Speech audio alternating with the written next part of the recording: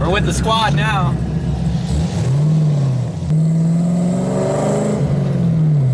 The clutch feels amazing. This clutch is awesome. It feels way better than the old one. If I stall it, I'm leaving. They parked us by the dumpster. Very fitting. And the porta potties. How's it going, ladies and gentlemen? Welcome back to the channel. We're back here in the shop working on the Genesis Coupe yet again. We're gonna get this thing put back together in today's video and back on the road after it's been sitting for about 2 months broken. Now, if you guys watched the last video, we dove into the whole car and figured out exactly everything that broke. Still don't really know what happened with it, but essentially we're putting it back together with better parts, which we're gonna go through here. We got a new slave cylinder with the monster billet support bearing, and we also have a McLeod twin disc RXT clutch. This is my first twin disc I've ever had or installed, so it should be a fun little time to get this thing in, but we can't get to that yet because we have to finish up our bell housing installation. Now, our old bell housing is right here. This is a aluminum one. This is a pretty cheap, just LS swap bell housing, and obviously this one is shattered and no longer good.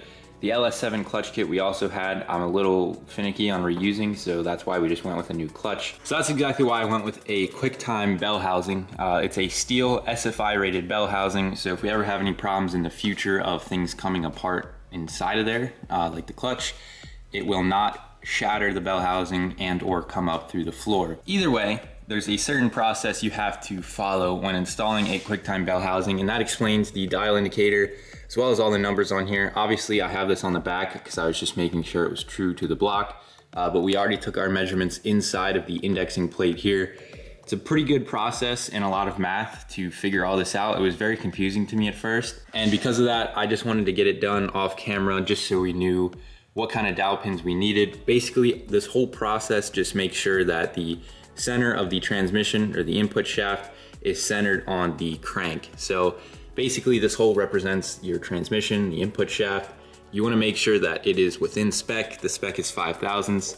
If you guys have to do this, I encourage you to watch some of the videos online. I do not feel comfortable enough to try to explain and make a video on how to do this, but I followed along and I think I finally got the idea of it. So with the bell housing comes this little table and sheet, and like I said, there's plenty of videos online, but basically you need to find your total indicated runout, divided by 2, and you'll get what offset dowel pins you needed. Now these are the Lakewood offset dowels that I got, and they have a set screw in there, so when you get them set up, you can tighten them down and they won't go anywhere. Like I said, this was a little confusing at first and a lot to take in, so that's kind of why I just wanted to get it done. But now that we know what we're doing, we're gonna go ahead and get this thing lined up. Once that's good, we can pull the bell housing off and install our clutch, and then the bell housing can go back on again and hopefully permanently. Alrighty, so we got our old dowel pins out. We put the offset dowels in, and then we redid the bell housing index with the dial indicator. It looks really good now. I'm really happy with it. We are well within spec, so all that's taken care of. I have to pull this bell housing off one more time to put the clutch on, and then we can finally put this on permanently. So this will be the 4th time it's been on and off. It's a little bit of a pain, but I'm glad we're doing it right. That way we don't have any problems.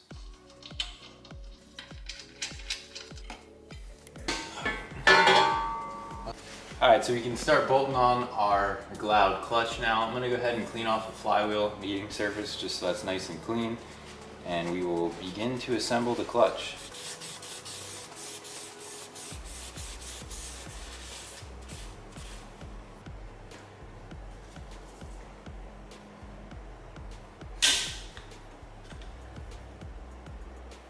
All right. So that's our bottom disc. Incorrectly, so now we need to get the floater plate installed, which I believe bolts onto here, and I'm gonna have to read the instructions. Alright, so we're taking off the nuts and lock washers for the floater plate. The shims look like they stay where they're at.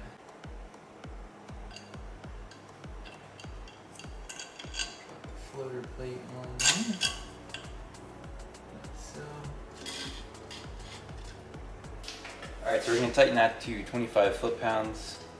Occasionally I'm just gonna spin the alignment tool just to make sure that that clutch disc in there is spinning freely. There is a tolerance we have to check. I'll have to reread the instructions on that one.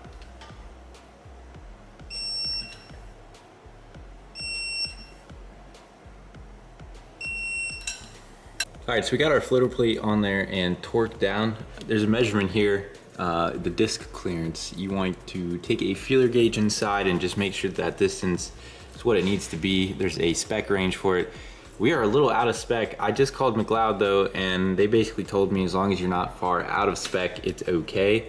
So the spec is 0.025. 0.025 is pretty loose in here. 0.26 gets a little tighter, and then like a 0.035 won't even go in. So that's what he said. If it's not super excessive, don't worry about it. So we're just gonna leave the shims all where they're at and continue. Alrighty guys, well I'm picking this video up weeks later. A bit of a different setting too. The car's actually inside of the house for once. We got some other stuff going on inside the shop. I'm gonna do a quick walk around of the car though, because we did finish it off camera. Unfortunately, I did not record the finishing steps that we did to get it running and driving again. Basically, we finished up the clutch install. We got a 3-inch drive shaft made. That came out really good. So now we have the quick time bell housing, a McLeod twin disc. We have our new slave cylinder. We bled the clutch.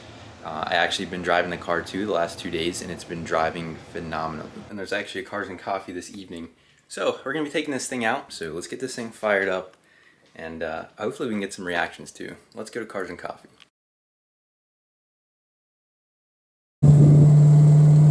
Alright, so we put a good bit of mileage on this setup. We're officially back.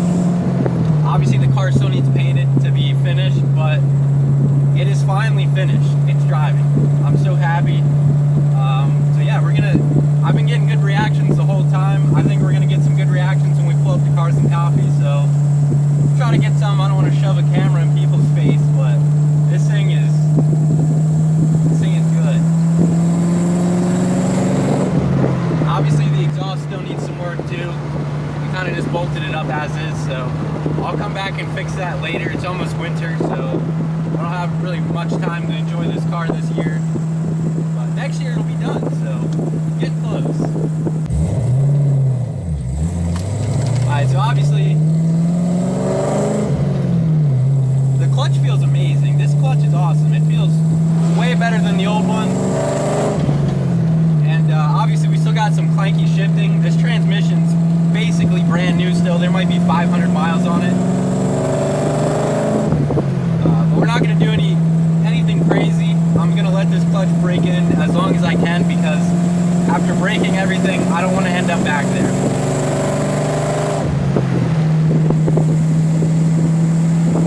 Sounds good for having an exhaust leak though.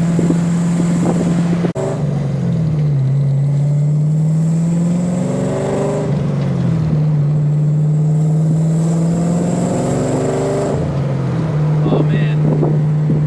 Everything looks good too. Oil pressure's at 70 psi. Coolant temp has been staying great.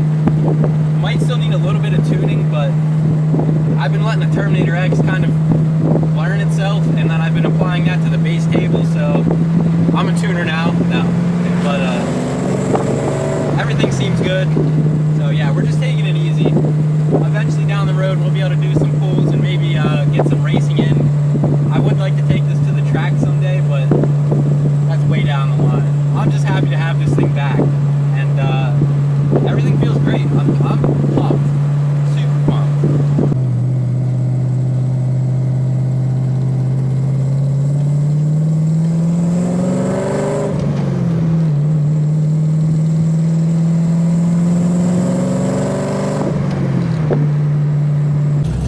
With the squad now.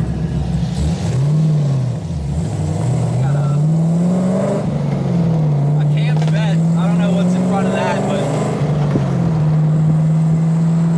alright, we're pulling up to the spot. Got the V8 crew. Dang, dude, that C6 sounds insane.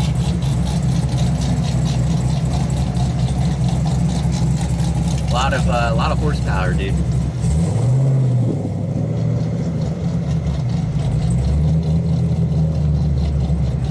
So proud of this thing, dude. It made the drive. It's been driving wonderful.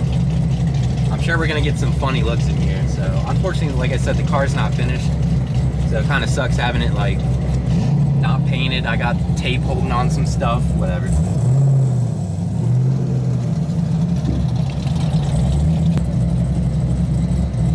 Hopefully we got some parking. They're probably gonna throw me with all the other shit boxes, so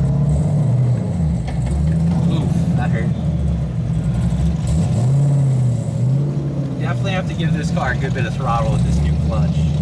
But it does feel like OEM. The McLeod twin disc is a great clutch, but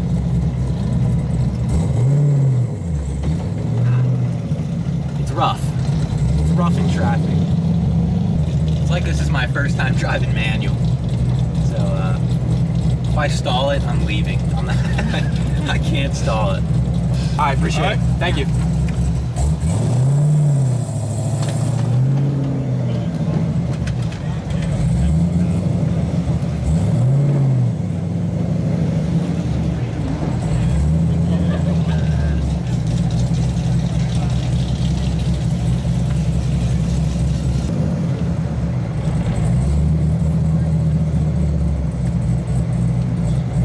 Clutch did not like that one, but we made it.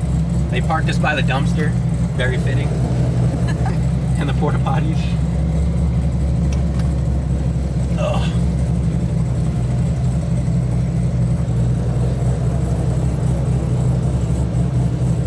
Hopefully no one needs to get in there.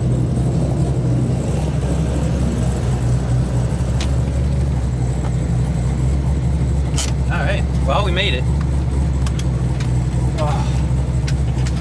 We're gonna go ahead and air it down because, you know,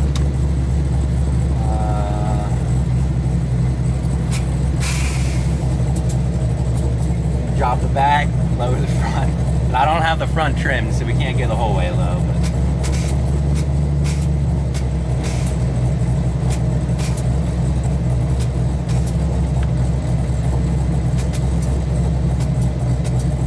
that should be good. All right, well, success. Alrighty, well, it was a good success. We're getting the car, letting it warm up, or we're gonna start it, let it warm up a little bit.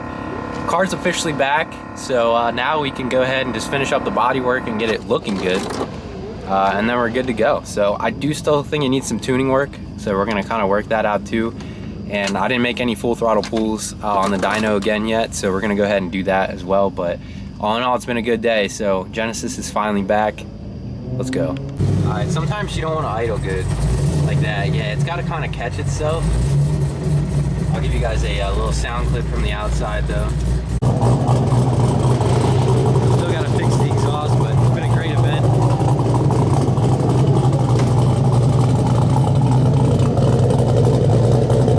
She sounds pretty good. I do still have to fix that exhaust leak though. That is bugging me, but all in all, she is back up on the road.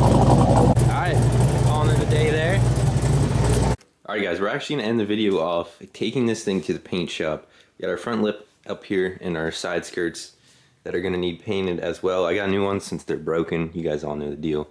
But other than that, this car is ready to go to the paint shop. So I'm a little nervous. I've never actually taken this thing anywhere to get work done by other people. So hopefully everything goes well. But the next time you guys see this car, it will be completely done and painted.